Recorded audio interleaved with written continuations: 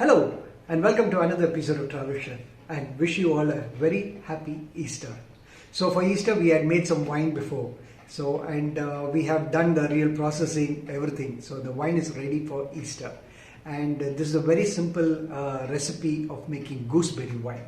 So this, we have not chopped it up and cooked it and then made a wine, but we just placed the gooseberry as a whole and we waited for 14 days and then we have made this wine.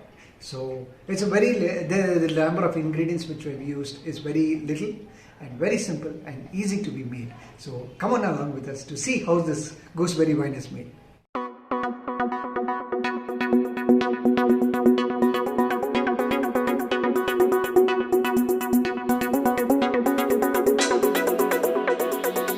To make our Amla wine, we need gooseberry wine.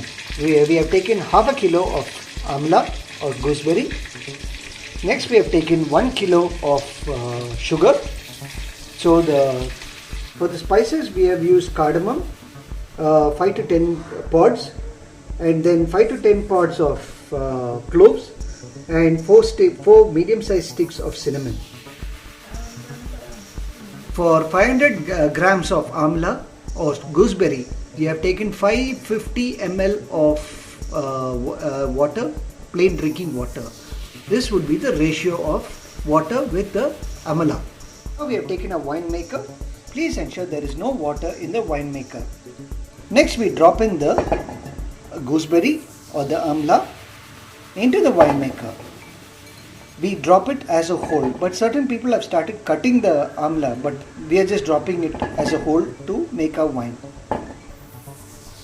Next we add the sugar.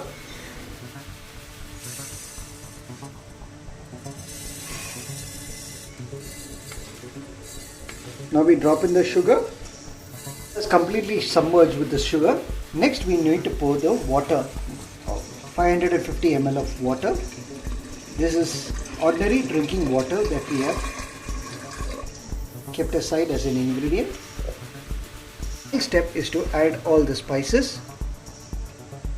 Amla with cardamom as well as with the cloves and the cinnamon sticks. So these are the spices along with the sugar and the amla floating in the wine maker. Next we have added a few grams of ginger which is smashed on a stone pestle. This too we will be adding to make a gooseberry wine. Next step is to drop in the ginger which is crushed. And the final step is to add 1 teaspoon of yeast that we are going to add it into the wine maker. So these are the ingredients that is required to make our wine. Next, with the help of a wooden spatula, there is no moisture in the spatula, we need to stir all the ingredients just to ensure that the sugar starts dissolving a bit.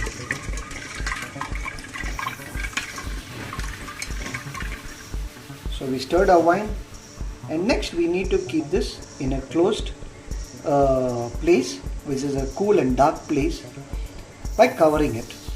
Now we need to cover the wine.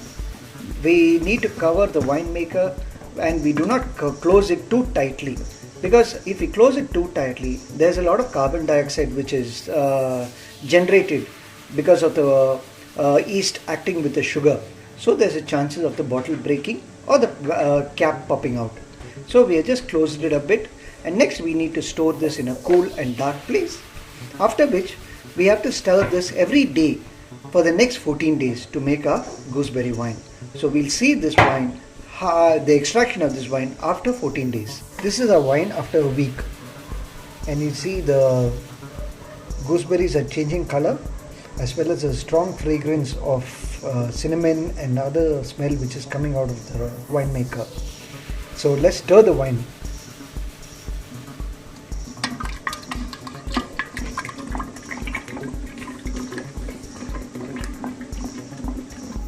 So now we stirred our wine, you see it's a little frothy.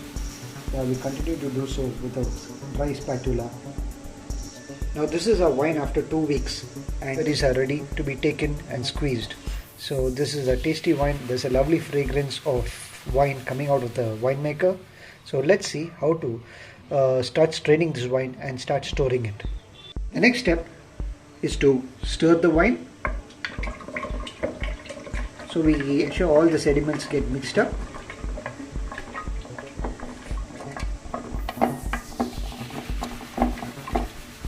Next we use a clean vessel with a strainer. See, we ensure that there is no water in the strainer or in the vessel, else there is a chance of the wine getting spoiled. So next step would be to strain the wine. Next we'll pour the wine into the strainer.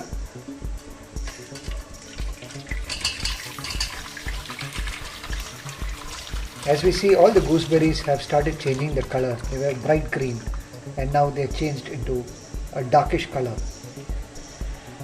So the wine has been in the container. Now we need to squeeze out the juices which is also in this gooseberry before we get the wine. So we are going to start the straining process.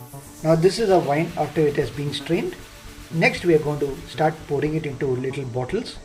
So we'll move to the next step. Now this is a wine bottle which I have taken to fill our gooseberry wine, and also ensure there is no moisture in the bottle as well as in the funnel as we pour the wine. Now we are pouring the wine into the wine bottle. Please ensure to lift the funnel if required, because sometimes there is a chance of the wine dropping out because of the air that gets trapped between the bottle as well as the funnel. So slowly we pour the wine into the bottle and ensure that we only pour 3/4 and we leave the rest of the space for the carbon dioxide to form, because wine uses yeast and there's continuous reaction goes on when you pour the wine into the bottle. So there's chances of the wine bottle breaking because of the built up carbon dioxide. So this is the best way is to fill 3/4 of the bottle. We already got one bottle.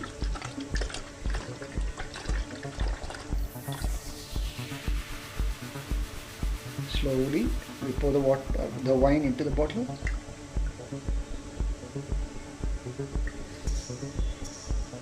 As we see the wine starts getting filled up full because of the pent up air that is stuck between the wine bottle as well as with the funnel. So at this time we have to lift the funnel a bit for the wine to flow smoothly into the bottle.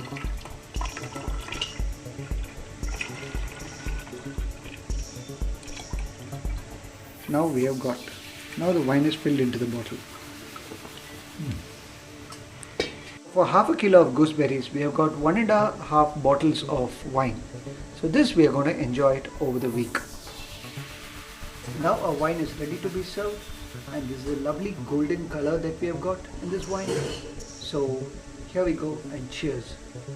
We hope you like watching our video how to make gooseberry wine. I'm sure it must be really helpful as well as it must be informative. Also give you some little ideas how to make gooseberry wine in a quick way and an easy way. So if you liked the video, please give us a thumbs up. Please like our videos. Please share it with your friends. Also, don't forget to hit the bell icon for any notification regarding our videos, upcoming videos, as well as don't forget to subscribe to our channel. Well, until the next video, take care, stay safe, and see you soon. Also from all the Travel Chef team, a very happy Easter. Bye-bye.